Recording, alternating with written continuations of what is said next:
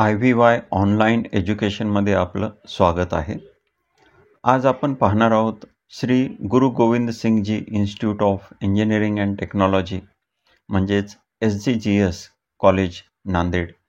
सुरुवातीला आपण बघूया महाराष्ट्रामध्ये जे काही गव्हर्नमेंट इंजिनिअरिंग कॉलेजेस आहेत तर त्यामध्ये 2 जे आहेत ते ऑटोनॉमस युनिव्हर्सिटीज आहेत आणि 13 गव्हर्नमेंट इंजिनिअरिंग इन्स्टिट्यूट्स आहेत. तर अशा 2+13 अशा 15 गव्हर्नमेंट इन्स्टिट्यूट्स महाराष्ट्रामध्ये इंजिनिअरिंगच्या ॲडमिशनसाठी अवेलेबल आहेत. आज आपण पाहणार आहोत SGGS institute of engineering and technology Nanded, ज्याचा कॉलेज कोड आहे 2020. हे जे कॉलेज आहे ते 1981 साली एस्टॅब्लिश झालेलं आहे आणि कॉलेजचा जो कॅम्पस आहे 40 एकर्सचा आहे. कॉलेज जे आहे ते 2004 साली ॲटोनॉमस झालेलं आहे, त्यामुळं इथं आपल्याला BTech अशी डिग्री मिळते. कॉलेजचं जर प्लेसमेंट आपण बघाल तर मिनिमम पॅकेज 3 lakhs आहे, ॲव्हरेज पॅकेज 5.5 lakhs आहे आणि मॅक्झिमम पॅकेज 22 lakhs आहे. हेच मॅक्झिमम पॅकेज गेल्या वर्षी जे आहे ते 60 lakhsचं होतं. 50% स्टुडंटना प्लेसमेंट मिळालेलं आहे. कॉलेजची जी काही फीस आहे ती अशा पद्धतीने आहे. ओपनसाठी 83,000 आहे, EBC किंवा EWS ह्या कॅटेगरीसाठी 75,000 आहे, TFWS साठी 78,000 आहे, SC ST कॅटेगरीसाठी 2,200 अशी फीस आहे. VJ NT OBC यासाठी 42,000 अशी फीस आहे. कॉलेजमध्ये चांगल्या पद्धतीची हॉस्टेल फॅसिलिटी आहे. हॉस्टेलची जी कॅपॅसिटी आहे 600 बॉईजसाठी आणि 618 गर्ल्ससाठी इथं हॉस्टेलची फॅसिलिटी अवेलेबल आहे. हॉस्टेलची फीस जी आहे ते 22,000 पर इयर आणि mess charges near about 24,000 per year असे आहेत. तर हे SGGS कॉलेज जे आहे यामध्ये जे प्लेसमेंट आहेत ते आपण आज बघूया. तर यामध्ये आपण 2023 साली किती प्लेसमेंट होते आणि 2024 साठी किती प्लेसमेंट झाले हे आपण कम्पेअर करणार आहोत.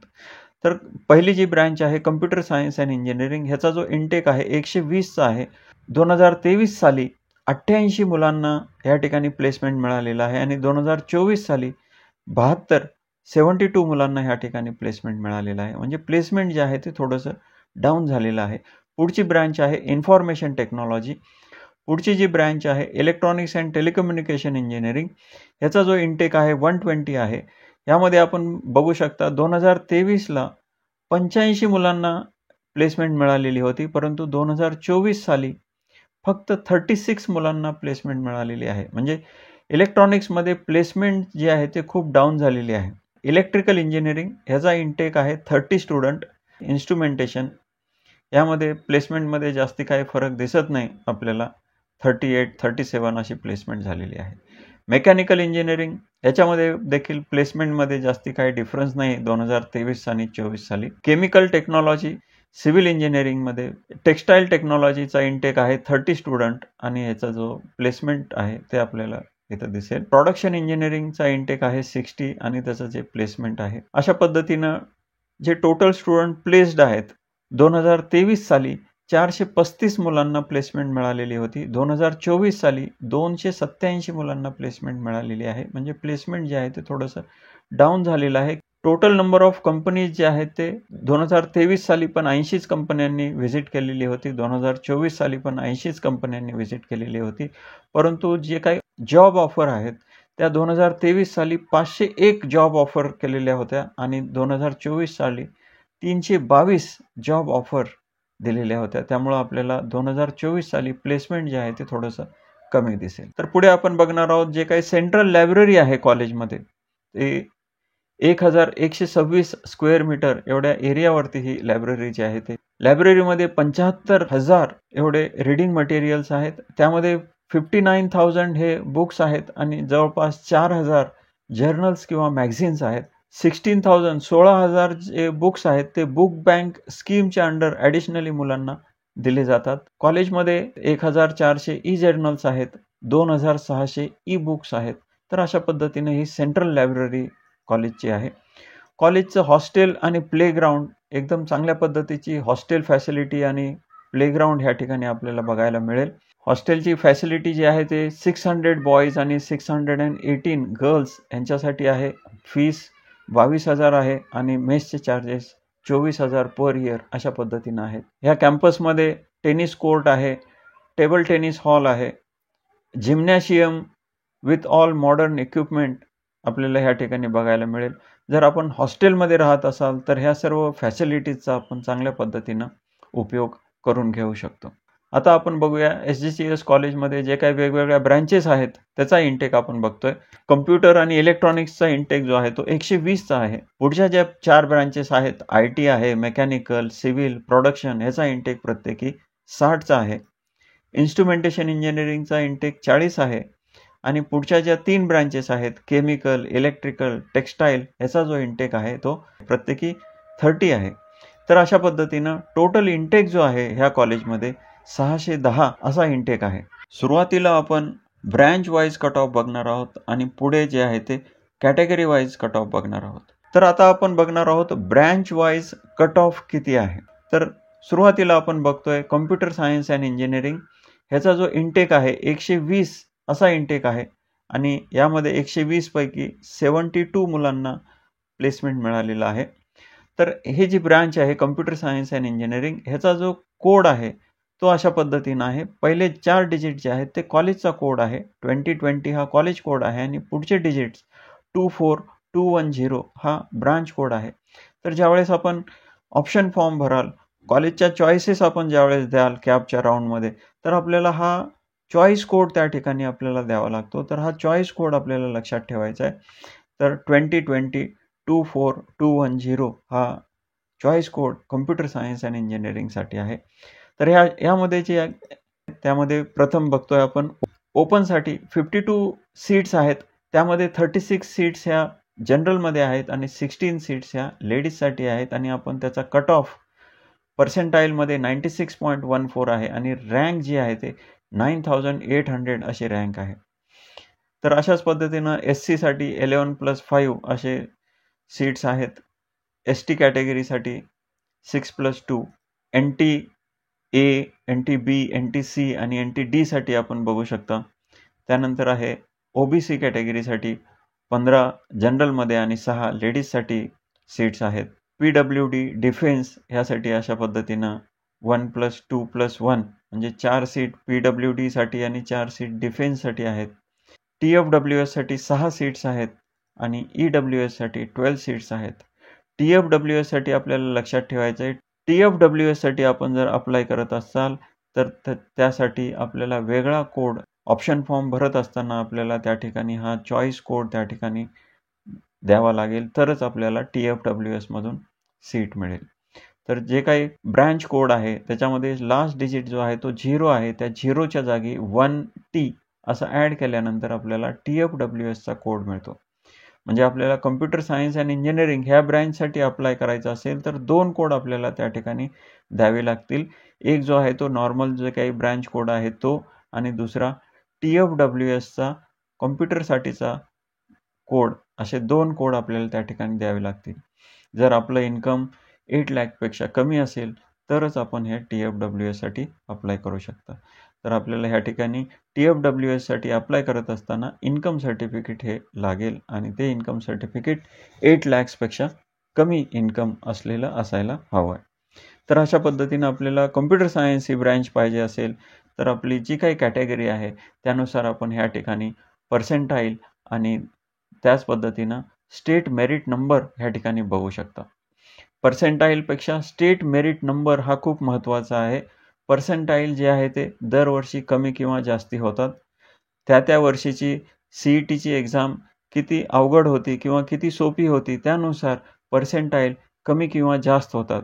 परंतु जे काही स्टेट मेरिट नंबर आहे तो स्टेट मेरिट नंबर हा नियर अबाउट सेम आपल्याला बघायला मिळतो. त्यामुळं आपण ज्यावेळेस CETच्या पोर्टलवरती रजिस्ट्रेशन कराल आणि आपल्याला ज्यावेळेस स्टेट मेरिट नंबर येईल आणि तो स्टेट मेरिट नंबर जर ह्या नंबरच्या जवळपास जर असेल तर आपल्याला ही ब्रँच मिळायचे चान्सेस जे आहेत ते आहेत.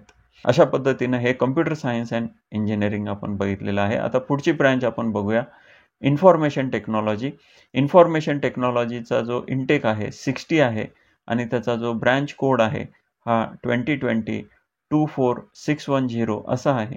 आता ह्यामध्ये जे काही ओपनसाठी सीट्स आहेत त्या 17+7 अशा 24 सीट्स ह्या ओपन कॅटेगरीसाठी आहेत आणि त्याचा पर्सेंटाईल कट ऑफ आणि state merit number cut off आपल्याला ह्या ठिकाणी बघायला मिळेल.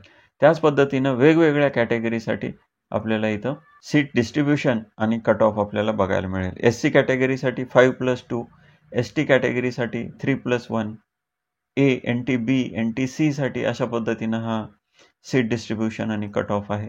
OBC साठी 8+3, PWD डिफेन्ससाठी 1+1, TFWS साठी 3 सीट्स आहेत आणि EWS साठी 6 सीट्स आहेत आणि त्याचा प्रत्येक कॅटेगरीमध्ये पर्सेंटाईल आणि स्टेट मेरिट नंबर आपल्याला ह्या ठिकाणी बघायला मिळेल.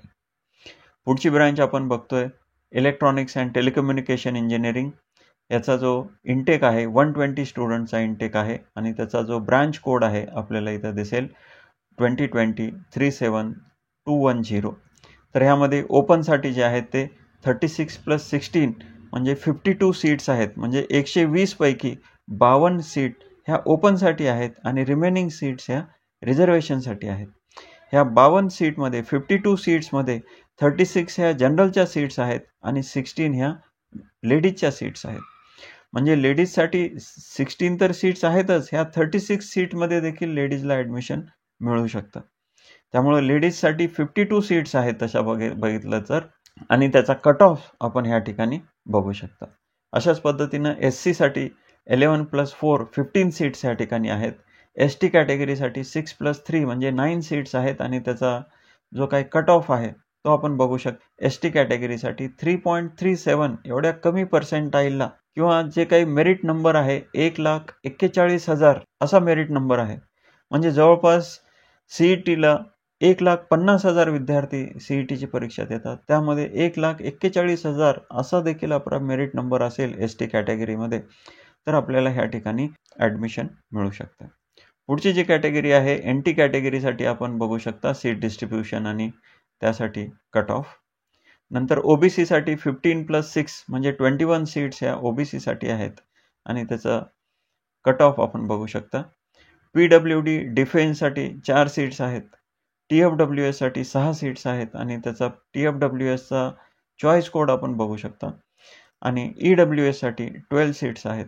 तर अशा पद्धतीने हे इलेक्ट्रॉनिक्स अँड टेलिकम्युनिकेशन इंजिनिअरिंग. पुढची ब्रांच इलेक्ट्रिकल इंजिनिअरिंग. याचा जो इंटेक आहे 30 आहे आणि त्याचा जो चॉईस कोड आहे 2020-29310 असा आहे आणि यामध्ये ओपनसाठी 8+4 12 सीट्स आहेत. कारण याचा इंटेकच 30 असल्यामुळं 30च्या 50% तर नियर अबाउट 12 सीट्स ह्या ओपन कॅटेगरीसाठी अवेलेबल आहेत.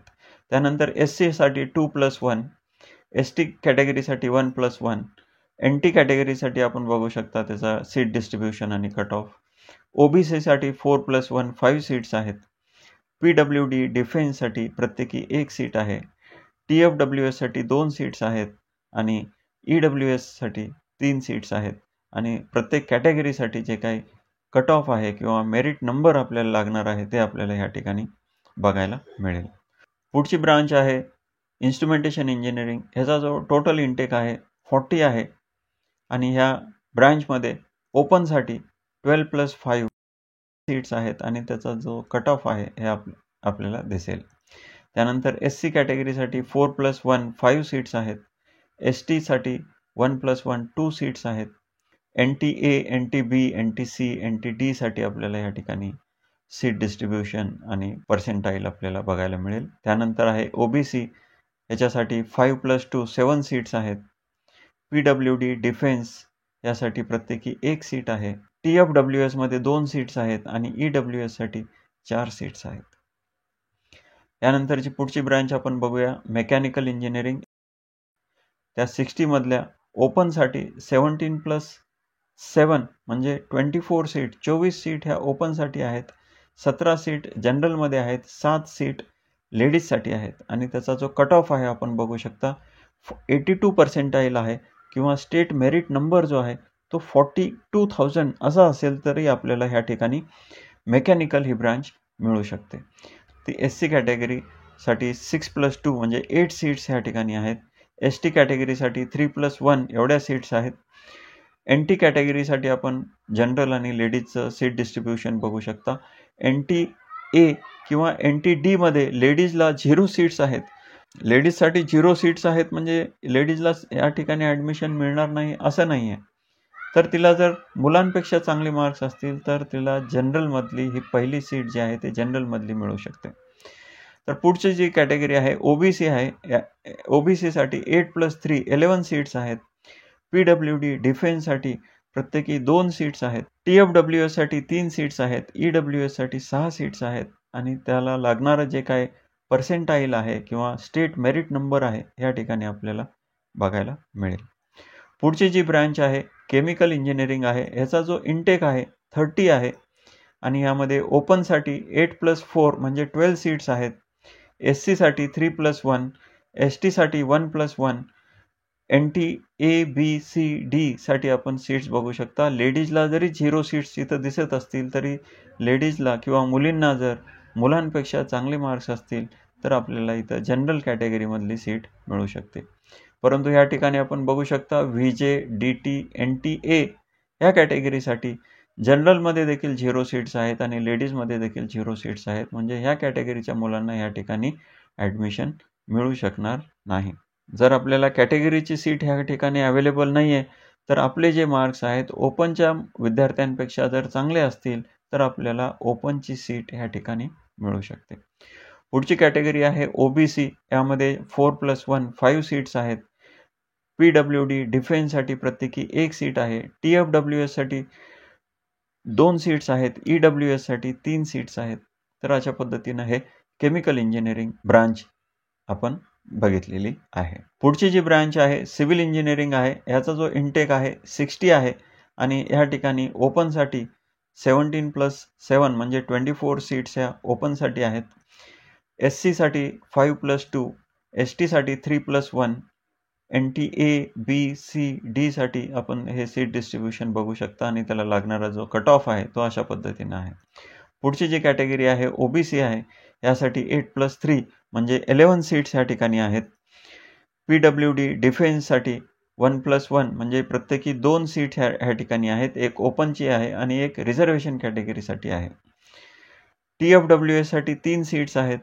त्याचा जो कोड आहे तो आपल्याला हा चॉईस कोड आपल्याला द्यावा लागेल तरच आपल्याला ही TFWSची सीट मिळू शकते. EWSसाठी 6 सीट्स आहेत.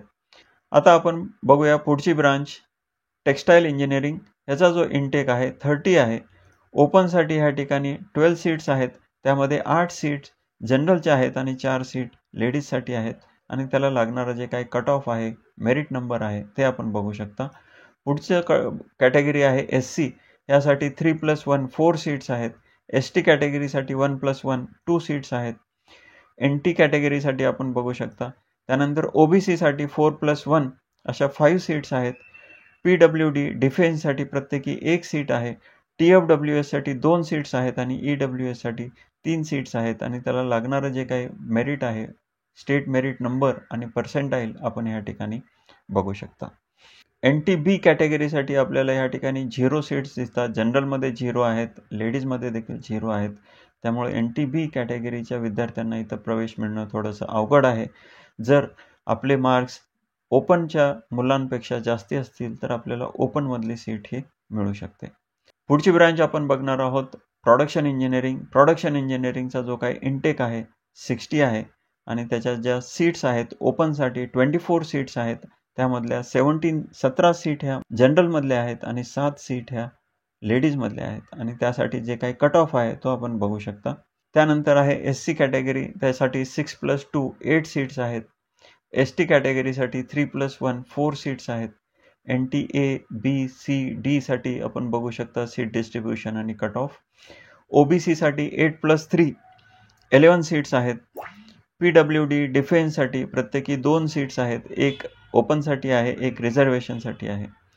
TFWSसाठी 3 सीट्स आहेत. EWSसाठी 6 सीट्स आहेत. तर अशा पद्धतीनं हे प्रोडक्शन इंजिनिअरिंगसाठी जे काही कट ऑफ आहे तो आपल्याला इथं पर्सेंटाईल आणि मेरिट नंबर आपल्याला बघायला मिळेल. यानंतर आपण बघणार आहोत कॅटेगरी वाईज कट ऑफ. तर सुरुवातीला आपण बघतोय ओपन कॅटेगरी. टोटल 10 ब्रँचेस ह्या कॉलेजमध्ये आहेत आणि त्याचा जो काही इंटेक आहे तो आपण ह्या ठिकाणी बघू शकता. टोटल इंटेक ओपन कॅटेगरीचा एखादा विद्यार्थी असेल तर त्याच्यासाठी जनरलमध्ये 176 एवढ्या सीट्स आहेत. प्रत्येक ब्रांचमध्ये आपल्याला ह्या ठिकाणी जनरलमधले सीट्स दिसतील. कॉम्प्युटरमध्ये 36 सीट्स आहेत. तर अशा पद्धतीनं प्रत्येक ब्रांचमध्ये ओपनच्या विद्यार्थ्यांसाठी जनरलमध्ये म्हणजे मुलांसाठी किती सीट्स आहेत ते आपल्याला ह्या ठिकाणी दिसेल. पुढच्या जे आहेत ते मुलींसाठी किती सीट्स आहेत ते आपल्याला ह्या ठिकाणी 77 सीट्स ह्या मुलींसाठी आहेत. परंतु मुलींचे मार्क्स जर चांगले असतील तर त्या मुलांच्या म्हणजे जनरलची सीट देखील त्या घेऊ शकतात. म्हणजे मुलींना दोन्हीकडे ॲडमिशन मिळू शकते. जनरलची सीट पण मिळू शकते आणि त्यांची स्वतःची लेडीज कोट्यातली सीट देखील मिळू शकते. आणि ह्या ओपनच्या विद्यार्थ्यांसाठी जो काही कट ऑफ आहे तो अशा पद्धतीचा आहे. म्हणजे आपला जर पर्सेंटाईल 55 पर्सेंटाईल ते 96 पर्सेंटाईल जर असेल तर यामध्ये आपल्याला कुठली ब्रांच मिळू शकते ह्या ठिकाणी हे आपल्याला यावरनं दिसेल. किंवा आपला स्टेट मेरिट नंबर जे आहे ते 9,800 पासनं ते 90,000 इथंपर्यंत जरी आपला स्टेट मेरिट नंबर असेल तर आपल्याला यामधली एखादी ब्रँच जी आहे ते मिळू शकते. तर यामध्ये पर्सेंटाईलपेक्षा merit number, state merit number जो आहे तो खूप महत्त्वाचा आहे. पर्सेंटाईल दरवर्षी कमी जास्ती होईल, परंतु स्टेट मेरिट नंबर जो आहे तो नियर अबाउट दरवर्षी जो आहे तो सारखाच असेल. त्यामुळे आपण हा स्टेट मेरिट नंबर लक्षात ठेवायचा आहे. आणि ज्यावेळेस आपण CETच्या पोर्टलवरती रजिस्ट्रेशन कराल तर त्यावेळेस आपल्याला हा स्टेट मेरिट नंबर मिळणार आहे आणि त्यानुसार आपण बघू शकता की ह्या ठिकाणी आपल्याला एखादी ब्रांच मिळेल की नाही हे त्यावरून आपल्याला लक्षात येईल. तर आता पुढचं आपण बघतोय EWS कॅटेगरीसाठी. तर जे काही इंटेक आहे त्याच्या 10% सीट्स ह्या EWSसाठी आहेत.